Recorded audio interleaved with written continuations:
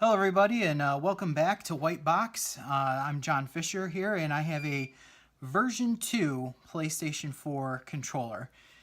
Best way to determine how this is a version 2 controller, just look at the back bezel here on your serial number sticker. If you don't have it, I'll show you how to determine if you decide to want to open this up. But if you still have the sticker, I'll show you right here where the model number is. It says CUHZCT1U, and then right after that, in that small little gap, it's a G1. It's just their version for version 2. These usually matched up with the, I believe this is the matte black edition. Oh, no, I'm sorry. This is still the glossy edition PS4s. It's just a different power supply that was inside. So this is the version 2 PS4 controller.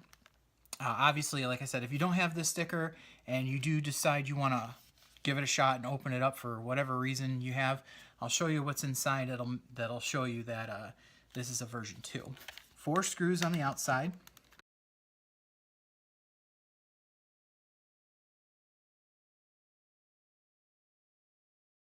I like to pinch the top bezel and the bottom bezel together, and then once I pinch it, you'll see that it's already opening up, and I'm just gonna put a little bit of force when I'm doing it and then just pull. Now you hear that breaking noise. It's not breaking, it's just the clips popping open. You'll begin to notice that you took the triggers with you. Don't get scared yet, it's nothing big. And you don't want to forcibly open it up all the way, like completely go like this. You can cause more damage than you think. So just when you open it up, just slowly pop it open to like this point. Don't go any further, because obviously you can see that there's a ribbon cable that attaches the back bezel to the front bezel.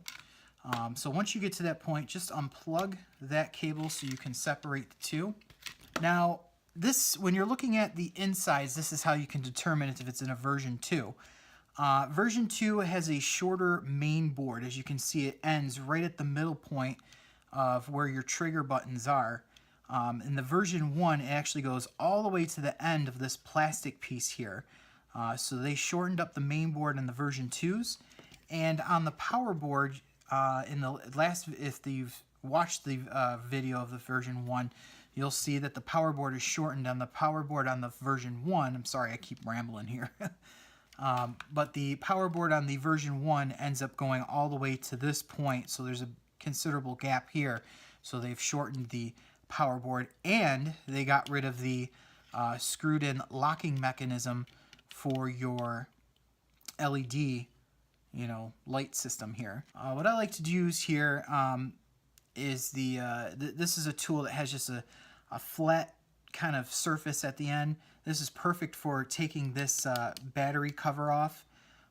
What you'll notice that's different as well on the version 2s from the version 1s is that they have built in a button for the reset instead of having the rubber piece sit in there. So they have attached it to basically the battery holder is what I should call it. What you're going to do, actually I'm not going to use the tool, just use your fingers and lift the battery out. There's a little hook that holds the wires, and then just take it out of its port. And then ever so slightly put this, and you're going to want to put it against the bottom of the plastic piece, and I'll show you why in a second. And then just lift up. It'll actually pop out real easily. And then do that on the other side as well. And the reason why you don't want to drag it across the main board is because there are surface mount capacitors here you could damage if you jam it in there like that. But it'll pop off it'll pop it off real easily if you just go off from the bottom of this and just use a little bit of force. It'll pop right up. Main board is held down by a screw here, and then you have a ribbon cable here for your touchpad in the front. So I will pop that open and do this really carefully because this piece right here is very fragile, very flimsy. So if you use a lot of force, it'll break that piece off. And then just pull on the tab, and that'll pull the cable right up. I use a PH0 Phillips head for the screws on here. I'm sure any small screwdriver, Phillips screwdriver will work. Now, on the main board here, where they soldered in the motors, You do need to desolder this. I strongly advise not clipping them out because you will have to restrip the wires and solder them back in anyways. So just desolder them. It's a lot easier.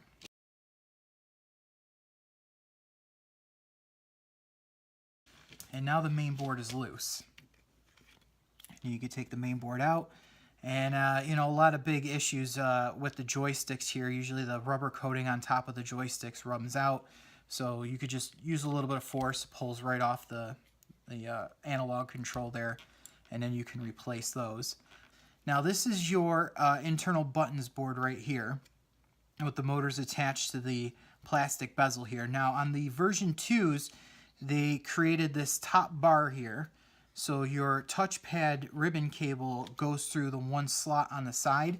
So when you do lift it off, be careful that you don't rip this cable or tug on it and damage this cable over here.